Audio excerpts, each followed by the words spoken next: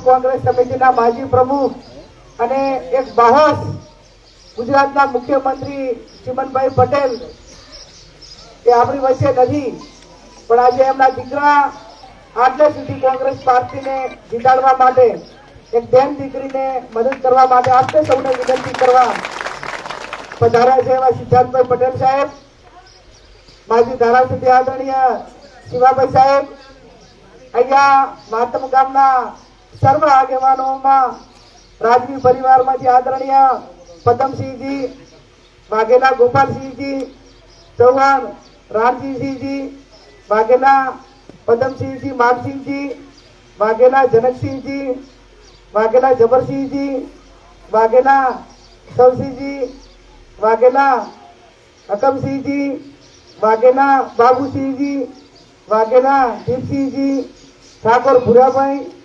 ઠાકોર ફૂલમાજી, વાઘેલા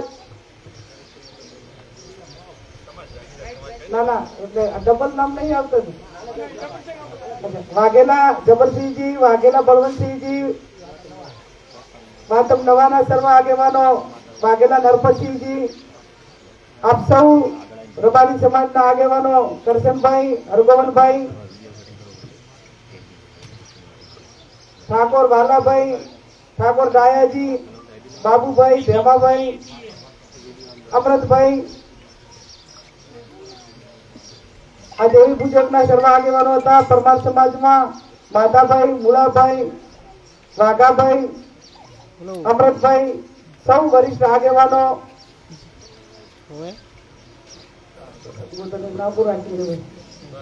સિલોટી સમાજમાં બે ગામ અરવિંદભાઈ, ભાઈ શ્રી દિનેશભાઈ, રાવણ સમાજમાં નાગજીભાઈ, નારણભાઈ, મોદી સમાજના આગેવાનોમાં હંસાભાઈ, તાનાજી ભાઈ, વાલ્મીકી સમાજમાં પૂનમાભાઈ, નથુભાઈ, લાખાભાઈ, રમેશભાઈ, હરજીભાઈ, સૌ વરિષ્ઠ આગેવાનો. આપણે ચશ્મા રાખવો પડે, લખવા વાળા પણ નાના નાના અક્ષર લખ્યું છે, એટલે આપ સૌ કદાચ કોઈનું નામ લેવામાં રહી ગયું હોય તો આપ બંને ગામના સૌ વરિષ્ઠ આગેવાનો, સર્વ સમાજના વડીલો, યુવાન ભાઈઓ અને બહેનો.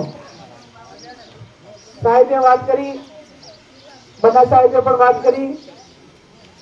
આ લોકસભાની ચૂંટણી એ આપ સૌના માટે અસ્તિત્વની લડાઈ છે, અને અસ્તિત્વની લડાઈ એટલા માટે કે આ જો સત્તા પરિવર્તન ના થયું તો હવે પછી લોકશાહીને બંધારણ ટકાવવું પણ બહુ અઘરું છે. આજે તમે એમ માનો કે સુરત લોકસભાની સીટ બિંદરીફ કરવા માટે કરોડો રૂપિયા ખર્ચીને આખા ટેકેદારોને ઉપાડી દેવા, એમને ભાઈમાં લાવીને કેવડાવવું કે અમારી સહી નથી, એનાથી બેટો લોકશાહી માટે કાળો દાડો કયો હોઈ શકે. ત્યારે આપ સૌ લોકશાહી કઈ રીતે આવી એના સાક્ષી આપણો વડવાઓ છે, અને એટલા માટે કરીને આજે એક વાલ્મીકી સમાજનું પણ આપણે સંબોધનમાં નામ લીધું. એક લોકશાહીનો ભાગ છે, એક રાજવી પરિવારથી કરીને વાલ્મીકી એ લોકશાહીમાં એનો હિસ્સો સરખો અને એનો અધિકાર સરખો છે.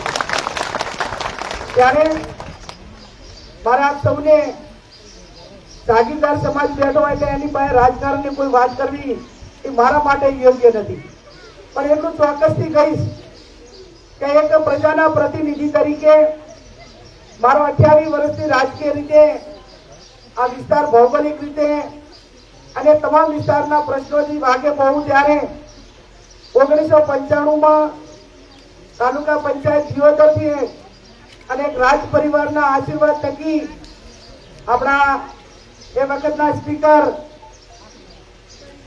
સન્માનીય ગુમાનસિંહજી બાપુ હોય, માનસિંહ બાપુ હોય, અને મારા માટે તો દિયોદર એ મારા પોતાની કર્મભૂમિ કે જેની શરૂઆત 28 વર્ષ પહેલા જ્યારે અહીંથી થઈ હોય, ત્યારે એટલું ચોક્કસથી કહીશ કે તમે શિવાભાઈ બધાએ સારા મુહૂર્તની અંદર એક રાજ પરિવારો બધાએ સાથે ભેગા થઈને આશીર્વાદ આપ્યા છે, કે એ આશીર્વાદ આજે 28 વર્ષથી ક્યાંય પાછા પડ્યા નથી. કોઈનો રાજકીય બ્રેક આવે, ચડાવ આવે, ઉતાર આવે, પાર્ટીના ચડાવ ઉતાર આવ્યા છે અને રાજકીય રીતે ઘણા ચડાવ ઉતાર જોયા છે, પણ વ્યક્તિગત રીતે ખૂબ નસીબદાર છું ઠાકોર સાહેબ કે લગભગ 28 વર્ષ પહેલા તાલુકા પંચાયતની પ્રમુખ બની 1995માં. ત્યાંથી કરી હું પોતે આજ સુધી આનંદમ છું. એટલું રાજકીય રીતે તમારા બધાના આશીર્વાદ છે અને આશીર્વાદ છે ત્યારે મારે વિશેષ નથી કહેવું કે આ ચૂંટણીમાં હમણાં સાહેબે કીધું કે આ ગામ 80% થશે. 80% થશે એના આજે મારી જવાબદારીઓ વધી ગઈ છે. આજે 75 વર્ષે ઠાકોર સમાજને લોકસભાની ટિકિટ મળી, પાર્ટીએ આપી, એ બરોબર છે, લોકશાહીનો એક ભાગ છે, ટિકિટ આપી, પણ આજે સમગ્ર બનાસકાંઠાનો 18 આલમ 36 કોમ એ જ્ઞાનીબેન ઉપર કોંગ્રેસ પાર્ટી ઉપર ભરોસો શા માટે? તો ભરોસો એટલા માટે કે આજે હું ઠાકોર સમાજને પણ વિનંતી કરું છું કે આજે આપણા તમામ ક્ષત્રિય સમાજ હોય, તમામ સમાજો એ તમારી બેન દીકરીને આશીર્વાદ આપવા માટે એક નેજા હેઠળ આવ્યા હોય, એક મંડપમાં આવ્યા હોય, તો આજે કોઈક આપણને વેત નમે તો કાલે હાથ નમવાની જવાબદારી તો ઠાકોર સમાજની છે. અને ઠાકોર સમાજની છે એટલા માટે આપ સૌને મારી બે હાથ જોડીને વિનંતી કે જાહેર જીવનના 28 વર્ષમાં થાય એટલું સારું કર્યું છે. કોઈકને મદદ કરવા માટેના પ્રયત્નો કર્યા છે, ક્યાંક નાના મોટા વિવાદો હોય તો એને મટાડવા માટેના કર્યા છે, પણ આ બનાસકાંઠા જિલ્લાને કોઈ બહારના આવીને કોઈને બાણમાં લેવા માંગતા હોય ને તો આટલો બનાસકાંઠો ન ધણિયાતો નથી. એ પણ વાત પુરવાર તમારે બધાએ 7મી તારીખે કરવાની અને 7મી તારીખે કરવાની છે. ત્યારે કોઈ હાથ નમો તો અમે વ્યાજ નમીશું. પરિણામ આપણા ફેવરમાં છે. લોકશાહીમાં આપણે અનેક વખત અનુભવ્યું ચૂંટણીઓમાં કે બાપુ ચૂંટણી આવે એટલે 1 મહિનો આગેવાના માટે હોરો હોય એવું બધું આપણે માનવાનું રહેતું. પેલું કે કોઈ પૈસા વાળો ઉમેદવાર આવે અને 1 મહિનો ગાડી ઉપર પ્રચાર કરીએ, માહોલ થાય. પણ આ પહેલી ચૂંટણી એવી છે કે લોકો પૈસા આપે, વોટે આપે એવી આ લોકસભાની આખા ગુજરાતમાં અને આ પહેલી ચૂંટણી એવી હશે.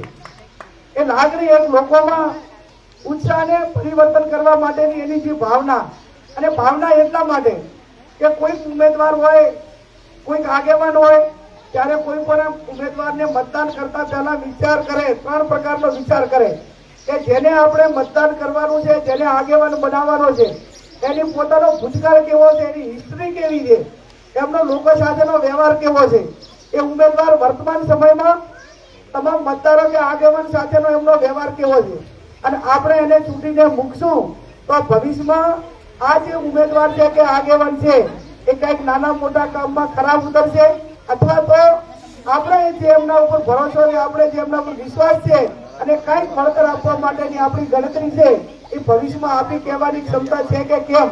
ત્યારે મારા ભૂતકાળથી પણ તમે વાકેફ છો, વર્તમાનમાં પણ વાકેફ છો, અને આજ તમે અમને વેત નમશો તો કાલે હાથ નમવાની જવાબદારી પણ અમારા બધાની છે. એટલે આપ સૌ 7મી તારીખે કોંગ્રેસના પંજાને વોટ આપીને વિજય બનાવજો. આમ તો શરૂઆત બાપુ સારી થઈ છે, સાહેબે કીધું એ પ્રમાણે કે હવે લોકશાહીમાં એટલી જાગૃતિ આવી છે કે પહેલા તો અમુક ગામમાં 2-3 આગેવાનો કે ગમે એ કે તો એમ કે આપણે આને વોટ આપવાના છે, અને જે મોટી બહુમતી સમાજ છે એને માત્ર વોટ આપવા માટેની જ વાત હતી કે અહીંયા વોટ આપણે કરવા જવાના છે. પણ મને આજ તો સાહેબ તમે ખૂબ રાહત કરી કે ભાજપા પણ એમ કહેતા હતા આમંત્રણ આલવા આવ્યા કે અમે તમને આખી જિંદગી આલ્યા ને તો આ વખત અમને 2 વોટ આપજો. આ સૌથી મોટી વાત છે, કેમ કે આગેવાળી વ્યક્તિની સાથે નર્મતાથી વાત કરી કે અમે તમને આપ્યા ને તમે અમને આપજો અને અમે ભવિષ્યમાં આપતા રહેશું. એ માગતા જ્યાં એક તંદુરસ્ત લોકશાહીનો ભાગ છે, અને તંદુરસ્ત લોકશાહીનો ભાગ છે. ત્યારે આપ સૌ 7મી તારીખે કોંગ્રેસના પંજાને વોટ આપીને વિજય બનાવજો. જાગીરદાર સમાજને પણ મારી વિનંતી કે તમારા આશીર્વાદ અમારા પરિવાર ઉપર, મારા ઉપર કાયમી રહેશે, અને આખા જિલ્લાની એક અંદર મજબૂત મેસેજ આપ્યો. મેસેજની બાબતનો આપ્યો કે મને પોતાને થોડું ચિંતા હતી અને આમ થોડીક કોઈ નફરત પણ થતી હતી, આમ એવું લાગતું હતું બળદેવજી કે લોકશાહીનું હનન કરવાનું, લોકશાહીની ખૂન કરવાની પણ મર્યાદા અને હદ હોય. હમણાં મહિના પહેલા જે આપણો વડગામ તાલુકો અને રાધનપુર એમાંથી 10,000 મતદારો કેન્સલ કરાવી અને બનાસકાંઠા મત વિસ્તારમાં દાખલ કર્યા. આ હમણાં હજુ તો 10 કે 15-20 દાડા પહેલા જાહેરનામું પડ્યા પછી આ 9 તારીખ ગઈ ત્યાં સુધી પેલા 10,000 મતદારો. હવે એમને બનાસકાંઠા જિલ્લાના 20 લાખ મતદારો ઉપર ભરોસો ના હોય ત્યારે એમને પાટણના વડગામના લાવી અને દાખલ કરવા પડતા હોય. હવે એમને ખબર નથી કે તમે 10,000 દાખલ કર્યા અને રૂપાલાએ એક જ દિવસમાં 1.5 લાખ અપાયા તો અમારે 1,40,000 નો ફાયદો થયો. એનાથી વધારે તો તમે કઈ નથી કરી દેવાના ને. એટલે જ્યાં કુદરત હોય, જ્યાં શુદ્ધ ડેમોક્રેસી હોય, જ્યાં શુદ્ધ એક ભાવના હોય ત્યાં ક્યાંક ને ક્યાંક કુદરત પણ મદદ કરતી હોય છે. એટલે ત્યાં 9 લે ને 13 તૂટે એવી વાત અહીંયા થઈ છે. ને હવે આપણે ટેન્શન એટલું જ કે આનું મતદાન પૂરેપૂરું થાય અને મતદાન થાય એટલે જાગીરદાર ને બધા સમાજોને વિનંતી કે થોડા આળસ કરવા વાળા સમાજને પણ થોડું ખકડાવવું ફોન બોલ કે ભાઈ વહેલા ફોન કરી આવવું. હવે આપણું તમારી મારી બધાની ભેગી છે. એકની મારી કરતા તમારી મારી બધાની ભેગી છે અને પરિણામ સુધી પહોંચાયેલું છે. બીજે કદાચ પહોંચાય કે ના પહોંચાય પણ બનાસકાંઠામાં હાથ તમારા ઊંચા રહે એવું 100% લોકોનો જુવાળ છે, એમના આશીર્વાદ છે. એટલે આપ સૌ 7મી તારીખે કોંગ્રેસના પંજાને વોટ આપીને વિજય બનાવો. ઘણા વર્ષો પછી વોટ માંગવા આવીશું. આમ તો 2007ની ચૂંટણી લડી હતી પણ એને બાપુ ભેગા લડતા હતા એટલે ક્યાંક આશીર્વાદમાં કમી રહી ગઈ હોય તો 18 વર્ષે આવી એના પછી 18 વર્ષે અને 18 વર્ષે આવી વ્યાજ સાથે ક્યાંક ઉમેરીને આવતું એ અપેક્ષા સાથે આપ સૌનો ખૂબ ખૂબ આભાર. ખૂબ ખૂબ ધન્યવાદ.